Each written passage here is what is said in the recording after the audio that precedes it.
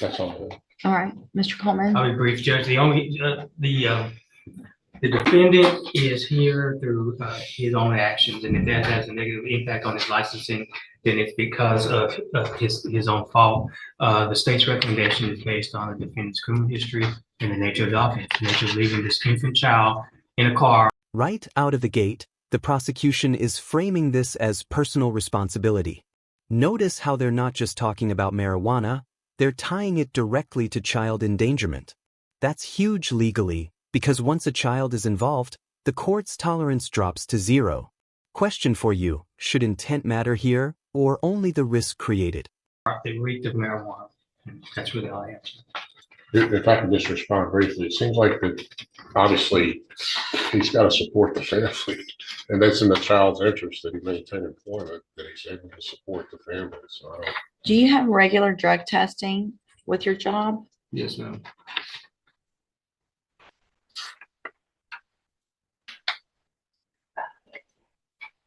Would you pass a test today? No, ma'am. And this is the moment everything turns. The judge asks a simple question, would you pass a test today? And the answer is no. In court, honesty matters, but timing matters more. Admitting this right now? That's like handing the judge a loaded argument. Why not? I figured we were going to get probation, so we were going to stop. We stopped last Friday. So you're on. what would you be dirty? Marijuana. It's not that's it, right? It's just not that's it. You have how many prior marijuana related offenses?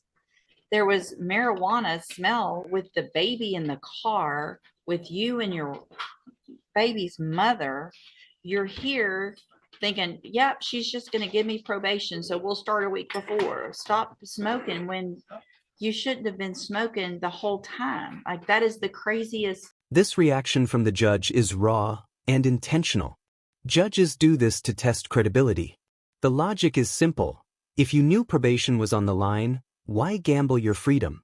Drop a comment. Is this tough love, or is the judge going too far here? Thought process.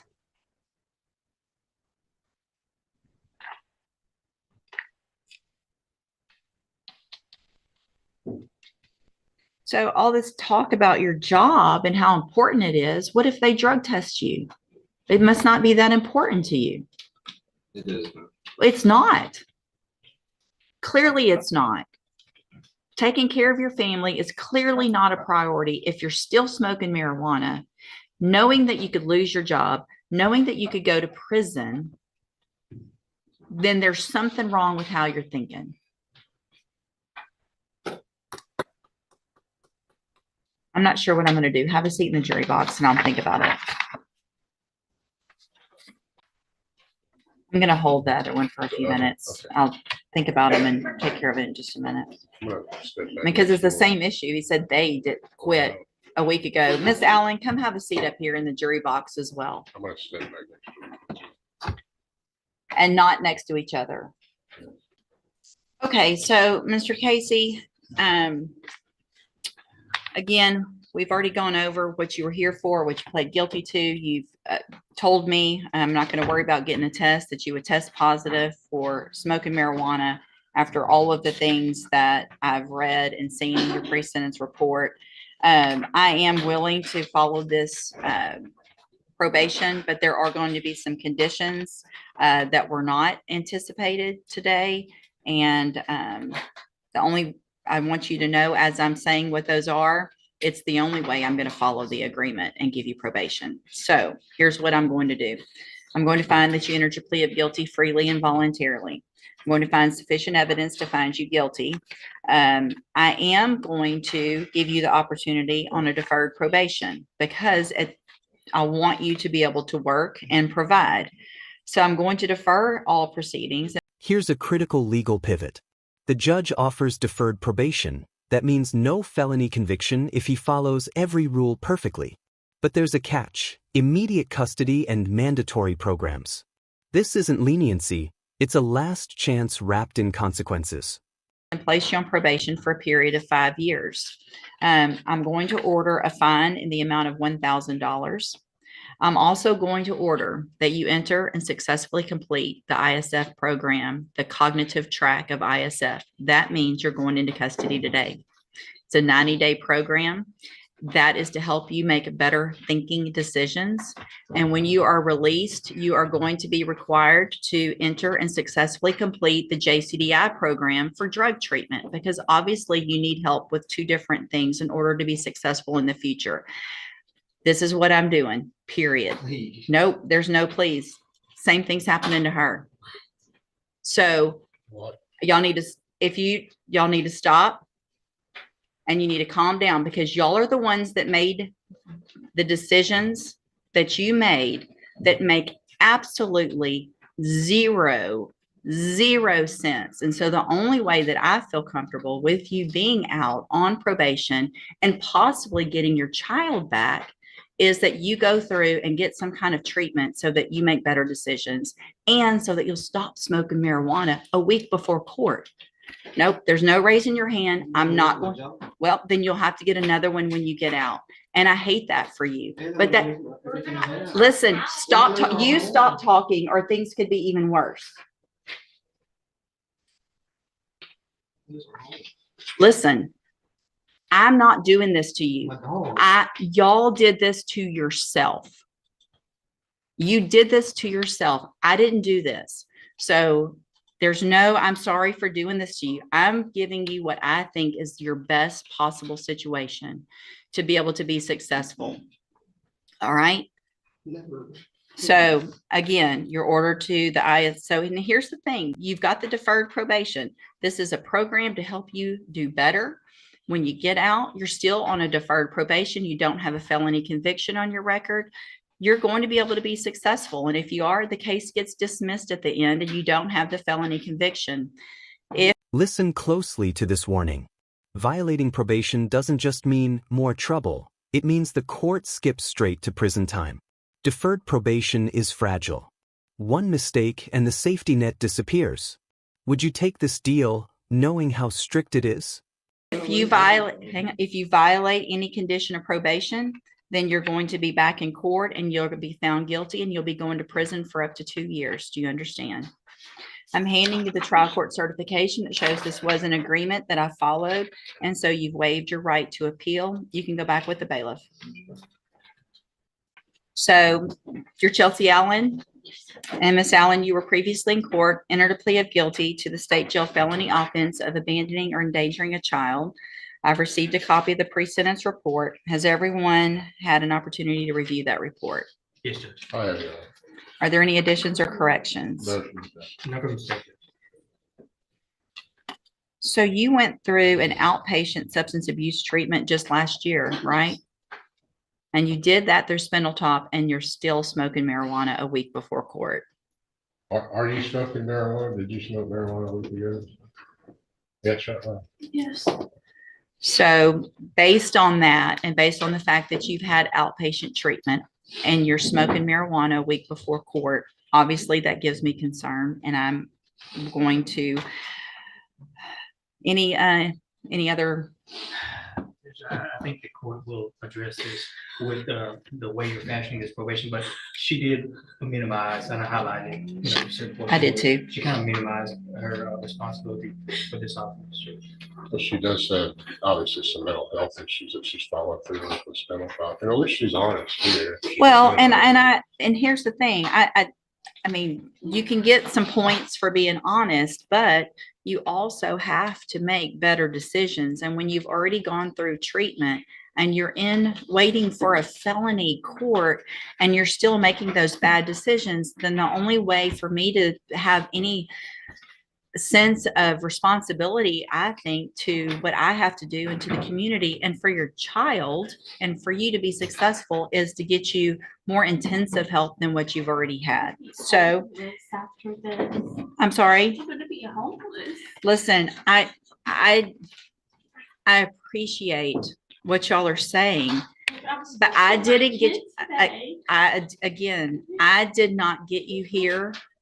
I'm going to find that you entered your plea of guilty freely and voluntarily, find sufficient evidence to find you guilty. However, I'm going to follow the agreement and defer all proceedings and place you on probation for a period of 5 years. You're ordered to pay that $1,000 fine, and you're ordered to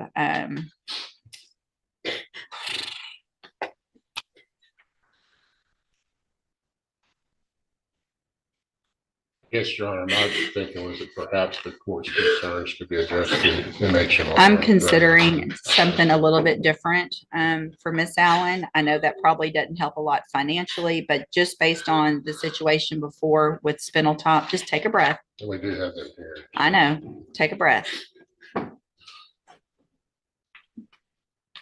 I mean, do you understand? Do you understand why I am where I am? And how irresponsible and how ridiculous the decision was to smoke? What? Well, I mean, you would. I will. Well, it's not a matter of y'all leaving each other. It's a matter of you making this, and it may be if that's what makes you make better decisions, right? So if you have, hang on, listen to me, all right? If you're feeling pressure to make decisions and to smoke and these decisions that make no sense, then you have to do at this point what's right for you, because you, regardless of what happens to him, are looking at going to prison for making those decisions. Whether you feel pressure for them, whether you make them on your own, it's time for you to take that personal responsibility and do what's best for you and your child that you don't even have right now, and that you're not going to get if you keep making these bad decisions, right? All right, so here's what I'm going to do, Chelsea. I'm going to order as a condition of your probation that you enter and successfully complete the JCDI program or the Spindletop ATAR program, the drug program through Spindletop. Whichever one probation feels is more appropriate, then that's what you're going to be ordered to do. Those are outpatient programs. That means you can be out, you can try to salvage whatever you can without his income for a few months, and you can make some decisions on what's best for you, right? And you can make those decisions without any pressure, okay? So this is your opportunity. You're not going to get it again. Do you understand? So if you violate this probation, you're going to be back in here. I'm going to remember, because y'all been, unfortunately for certain people, I don't always remember things, and they can tell you that. When I do remember, it's usually not a good thing, right? Because I remember I either gave you some opportunity that someone said I might not should. That's going to be reminded to me when we come back. I want you to take this opportunity and do right. You're going to have to do parenting classes if you haven't already through CPS. Completed though. Good. Completed parenting classes. Good. And mental health classes. Good. And this mental health. Perfect. So as far as you having visitation with your child, what is the situation, and are there any court orders right now? The court order for the visitation for our child is that we are supposed to visit him every Sunday from 1 to 5. So y'all have some family court orders already? Yes. Is that through CPS and the family court, or just CPS? I believe it's through the family court. Okay. They told us when our case got closed that they were waiting for the judge to sign off on the agreement we made for visitations. Okay. And so here's the thing. I'm fine with visitation, but it's not going to be unsupervised until I make sure that you get. Allowed to be. Okay. I'm sorry. That's okay. That's okay. So if you get to a point in the family law matter where they start allowing unsupervised visitation, you need to talk to your probation officer about that, so that I can then modify if I feel like it's appropriate and you've done everything you're supposed to on probation, because you have to have my permission to have unsupervised visitation with the child as well. So not just them, but me too. And that's going to depend on how you're doing in JCDI or through the Spindletop mental health and substance abuse services. If you're doing everything you're supposed to, you're following all those rules, you've done everything through CPS and family court, then I want you to. This is the emotional core of the case. The judge isn't just acting as punishment. She's positioning herself as the final gatekeeper to reunification with the child. Every condition now ties back to one goal, proving you can be trusted. Do you think this system actually helps families or breaks them further? To get your child back, I want you to have those visitations and be working towards that.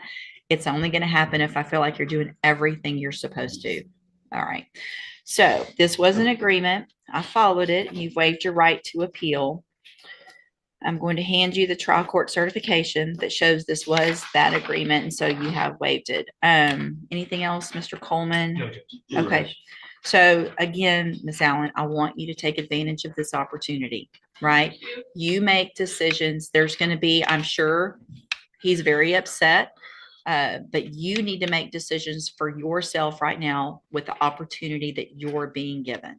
Okay? Yes. All right. Have a seat, probation. I'll talk to you when she's ready. Just the no unsupervised contact with your child or all children. I mean, one child or all children. Just put all. If it all takes two. Yes.